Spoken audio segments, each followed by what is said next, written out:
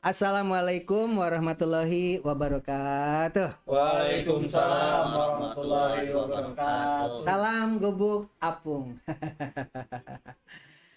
Selamat datang Bapak-bapak, ini Pak Ustadz semua ini ya. Pak Ustadz Subada, Pak Ustadz Ihsan. Ini Pak Ustadz juga ini. Bukan, Pak. Ustadz apa? Irfan, Pak Irfan ya. Pak Ustadz Irfan. Berat banget. Sebenarnya sedang ditunggu sama hadirin sekalian yang ada di rumah serta anak-anak juga ini. Anak-anak juga sedang menunggu jawaban episode pertama. Tadi nama masjidnya apa? Kemudian isi khutbahnya apa? Ya kan? Kemudian cara menegur anak yang sedang bermain. Pak Ustadz Subada mantar belakangan. Ustadz Irfan, jawab pertanyaannya, bagaimana kalau anak-anak bermain saat adzan, saat sebelum adzan, dan setelah naik mimbar? Bismillah. Bismillah. Hadirin sekalian yang di rumah juga pada nggak tahu. Banyak yang nggak tahu, yang tahu juga banyak ya.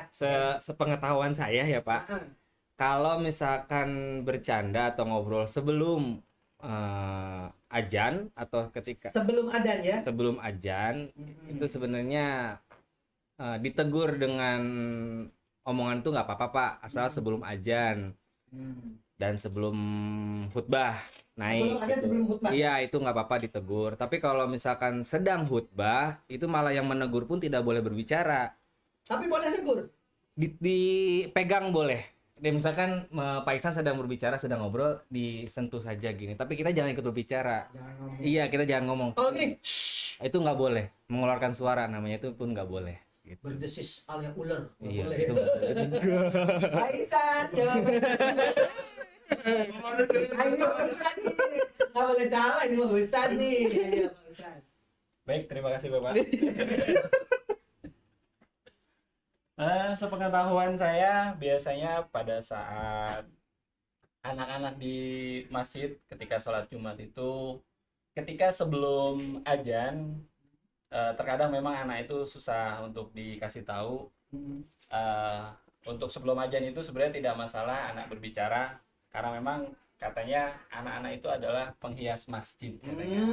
Gitu. Penghias masjid. Sebelum Adzan. Tapi adzan. pada saat adzan ada baiknya kita tegur, karena memang pada saat mengumandangkan adzan itu tidak ada suara kalau bisa gitu. Baik anak kecil apalagi orang dewasa. Gitu. Oke. Nah, ini jawaban solusinya ya. Dari Pak Ustadz Subada. Mangga. Ya, baik. Ini menurut saya nih ya.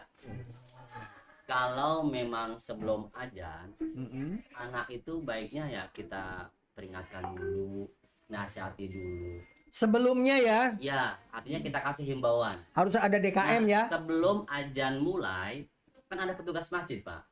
Jadi kasih pemberitahuan pada anak, pada jamaah. Berarti ada manajemen masjid ya. Ada manajemen masjid. Nah, yang sangat kita sayangkan kebanyakan di masjid kita itu kadang, maaf nih, kadang masjid lantai 2, anak di atas. Nanti orang tua dewasa di bawah. Itu salah. Seharusnya bagaimana anak itu biar nggak berisik, jangan anak dipisah dengan jamaah. Kalau bisa ini dewasa, anak-anak, dewasa, anak-anak. Anak itu nggak mungkin ada bercanda. Kalau seandainya anak kita kelompokkan, anak di pojok sana di belakang, itu peluang bercandanya besar. Satu solusinya itu. Ya. Yang jadi pertanyaan, boleh negur apa tidak? Nah, kalau ini sebelum atau sesudah, Pak? Semua. Semua. Kalau sebelum kita wajib menegur Wajib untuk menegur. kehusuan kita berjamaah. Pakai kata-kata juga nggak apa-apa. Nggak apa-apa, namanya sebelum. Kalau sudah adzan. Nah, kalau sudah adzan itu kan sudah masuk ranah sholat. Oh, adzan sudah masuk ya? Ya, itu kan tanda mau masuk sholat. Heeh. Nah, makanya sebelum masuk sholat anak kita rapikan dulu. Sebelum nanti terjadi kegaduhan, jangan sampai ada adzan, khotib berkumandang, kita sambil negor si anak, ini juga kurang etis nantinya. Gitu, Pak. Jadi jawabannya sebelum adzan masih boleh negur. Ya, Setelah adzan Jangan. Jangan. Ya, Apalagi setelah naik mimbar. Bang. Khutbah naik mimbar sudah tidak boleh. Iya. Tapi kalau ditegurnya dipelototin aja dari kejauhan, nggak usah ngomong, melototin aja begitu, nggak ngomong nggak apa-apa sampai anaknya diem. Nah, yang namanya menegur itu bukan berarti dari ucapan, dari tindak laku kita juga itu sebuah teguran. Kalau pelototan, kita pelototin dia, nanti kalau dia balik melotot ke kita, boleh kita di suasananya udah musuh gitu Pak. Jadi kalau sudah khutbah mah udah meneng be. Iya. Nah makanya Khusyuk aja dengerin ya. ya sebelum makanya teknis di masjid itu sebelum khutbah berjalan, nah kita sebagai pengurus masjid rapikan dulu sop kitanya. Karena kita itu mau bikin masjid di sini, Ya. jadi inilah yang harus dipersiapkan intinya ya. Oke begitu. Oke, sayang dalilnya gak keluar ya. Yang ditunggu dalilnya. Ada. Coba keluarin Pak Ustadz, keluarin. Kalau lupa ya bilang lupa nggak apa-apa. Nanti dicari karena ini ada dadakan. Hadirin sekalian ini ilmu tembak. Jadi kalau ustadznya tidak mengeluarkan dalil, ya karena memang darurat ya. Ilmu tembak. Oke, jadi jawabannya benar semua ya tadi ya. Iya. Karena benar hadiahnya satu-satu. Masya Allah. Cobain. Nah, Ayo, boleh. Hadiahnya ambil satu-satu. Ambil jadi. Hanya satu, hanya boleh satu. Nanti kalau ingin dua jawabannya yang kedua harus benar. Langsung di mana Pak ya? Ya, sini. Bismillah Pak Ustadz Irfan. Pertanyaan kedua. Ya panjang ini. Pertanyaan kedua. Tidak boleh menegur kalau sudah naik mimbar. Ngapain ini Patri? Biasa hiburan supaya tidak tegang, ada lagu dulu. Hadirin sekalian, maaf ini Patri ini yang mengoperasikan, masih belajar. Ntar dihukum ya. Parah ini katanya. Oke. Iseng banget tangannya. Kenapa tidak boleh menegur? Karena perhatiannya harus ke Khotib. khatib. Tadi tidak ada satupun yang bisa jawab temanya apa. Oh, ya. Ya tadi itu Pak Dimas, Pak Muhammad Maulana, Katrin, ini Ustaz semua. Ayo, dari sebelah kanan. Apa ya? Apa ya? Temanya aja. Tadi saya sibuk menegur anak tadi.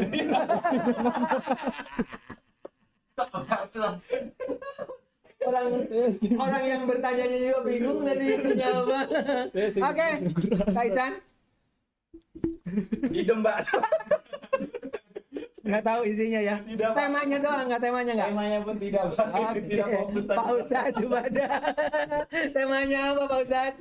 Temanya khutbah Jumat itu kan ajakan himbauan agar kita itu lebih tingkat lagi ketakwaan. Oke, tenang selesai. Oh. Tapi yang tadi disampaikan, Iya. tapi jawabannya memang isinya itu. Ya, tadi Masya saya ingat Allah. ada satu ayat yang dibacakan oleh sang khotib ya.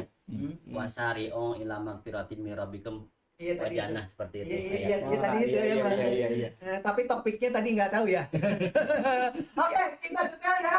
Oke, videonya kita setel topik yang di masjid. Nama masjidnya juga ada di situ. Kita lihat aja di situ.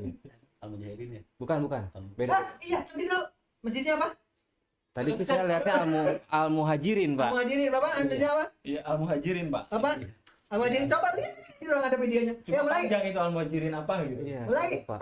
Assalamualaikum warahmatullahi wabarakatuh. Biasanya sepulang sholat Jumat, mereka itu kalau ditanya apa isi khutbah, kita cek sekarang ya. Apa jawaban dari hasil wawancara tadi? Apakah nyambung atau tidak dengan isi dari khutbah atau cuplikan khutbah berikut ini ya? Ialah peristiwa hijrahnya Rasulullah Sallallahu Alaihi Wasallam dari kota Makkah ke kota Madinah. Apa pelajaran yang dapat kita ambil dari peristiwa hijrahnya beliau Rasul dari kota Makkah ke Madinah? Pertama, kita lihat kronologinya terlebih dahulu, di mana mulia Rasul mulai berdakwah di kota Makkah dengan secara bertahap, dengan metode sirriyah secara rahasia, dakwah sirriyah, dakwah secara rahasia, sampai pada akhirnya turun perintah terpasca bima tu'mar, diperintahkan berdakwah secara terang-terangan, maka mulailah datang hambatan, tantangan dan rintangan. Mulailah beliau Rasul difitnah, beliau Rasul dicaci maki, beliau Rasul diteror mentalnya, baik mental fisik dan mental yang dihantam oleh orang-orang kafir Quraisy agar beliau Rasul meninggalkan tugas dakwahnya. Sampai-sampai beliau Rasul bersabda, wallahi ya ani law wana'u syamsa ala yamini wal qamara ala yasari adraka hadzal amra ma fa'altu hatta azhartahu ahlaka dunahu. Demi Allah wahai pamanku, andai saja orang-orang kafir Quraisy mereka mampu meletakkan matahari di tangan kanan saya, rembulan di tangan kiri saya, agar aku meninggalkan tugas dakwah ini, saya tidak akan pernah meninggalkan tugas dakwah saya ini sampai Allah membuktikan kemenangannya atau saya hancur bersama tugas dakwah saya ini. Oke, jadi isi dakwahnya adalah Dakwah Rasul. Nabi Muhammad dari Mekah ke Madinah. Mekah ke Madinah. hijrah ya. Iya hijrah. Iya, benar. Temanya dari hijrah.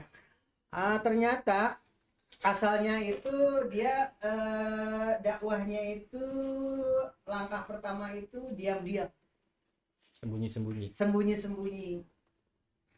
Dan datanglah firman Allah untuk dakwah secara terbuka.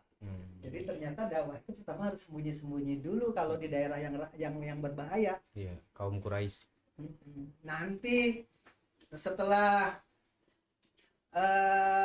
banyak respon aman, nah, kalau di sana mah nanti ditandai dengan datangnya firman Tuhan ya untuk khutbah secara terang-terang. Itu diantaranya materi khutbah yang tadi disampaikan. Apa dibalik hijrah itu apa? Jadi kita bisa mentauladani kepada kisah Rasulullah itu katanya menurut beliau. Jadi kalau kita berkhutbah itu jangan langsung ekstrim. Seperti di Indonesia kan pertama itu NU ya. Orang ada bakar kemenyan, baca Yasin di kuburan gitu kan, ada apa orang meninggal 7 harian ya kan itu kan. Nah, baru kemudian berikutnya dilibas dengan aturan yang tegas yang dibawa oleh Muhammadiyah mah ekstrimnya kan sesuai dengan aturan kitab suci ya kan. Permasalahannya sampai sekarang tidak ada tiada hentinya antara pro dan kontra, boleh tahlilan boleh tidak. Padahal supaya damai penyebarkan agama itu tidak ekstrim dulu tetapi menyatu dengan budaya setempat begitu. Sekarang kita tanya Pak Subada sebagai guru agama, yang benar tuh ajaran NU apa ajaran Muhammadiyah Pak Subada? Jangan tertawa, serius ini lah kok tertawa. Kalau ditanya yang betul NU atau Muhammadiyah, semua ajaran benar Pak. Yang salah itu yang nggak beragama. Ya, maaf nih saya bercerita ke belakang. Seorang imam yang pakai kunut dengan seorang imam yang tidak pakai kunut, suatu saat yang tidak pakai kunut ini bersilaturahmi ke yang pakai kunut.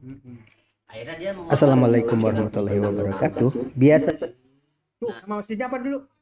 Ntar dulu ada gangguan ini, udah lanjut. Pengen tahu masjidnya dulu. Lanjut. Patri, coba. Biasanya sepulang sholat Jumat, mereka itu kalau ditanya apa isi khutbah, Hilangin dulu. Dan dulu.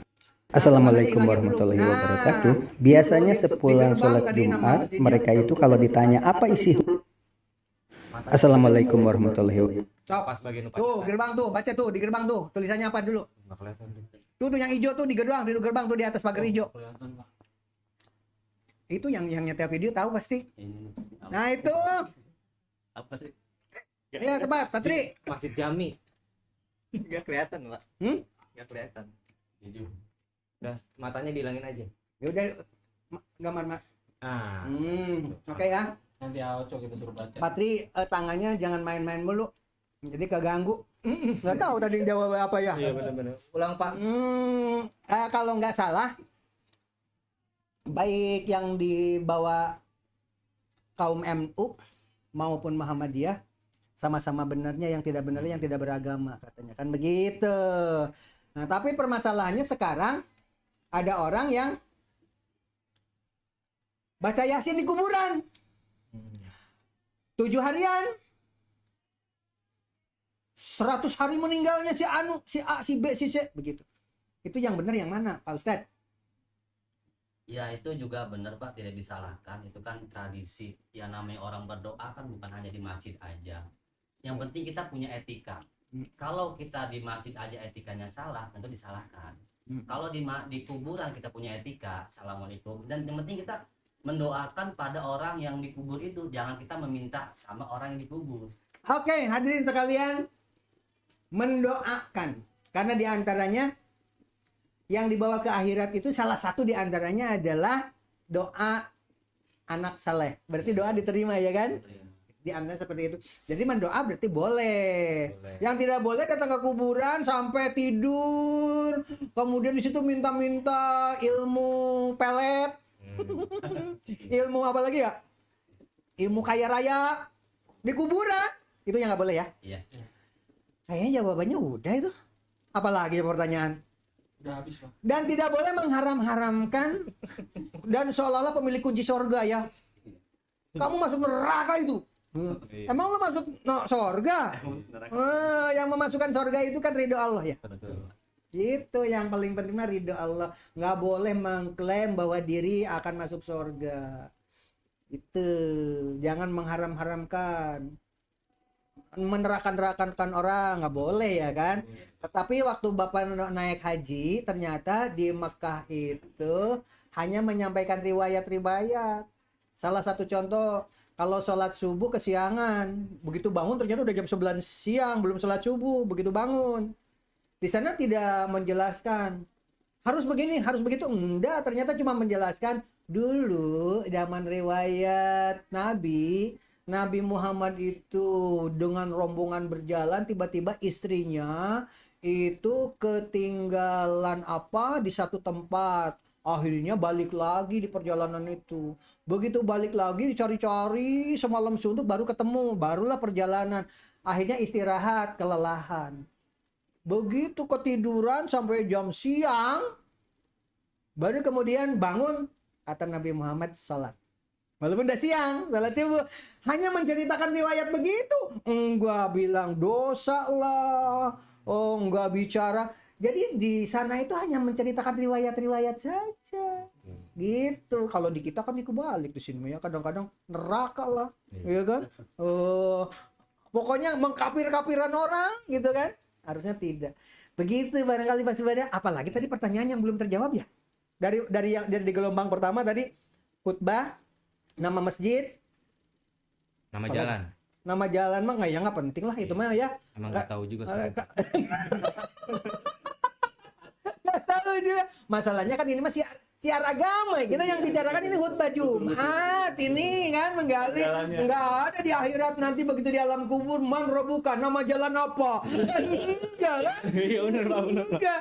Itu kan khutbah Jumat itu mah hanya bumbu-bumbu aja ya kan. Iya. Apalagi Pak Isan, dia tadi yang belum terjawab ya. Tadi pertanyaan yang belum terjawab apa? Udah terjawab semua ya? Semua. Oke, kalau begitu, aduh, gerah banget. Wabillahi taufiq wal hidayah. Wassalamualaikum warahmatullahi wabarakatuh. Salam gubuk apung. Lega.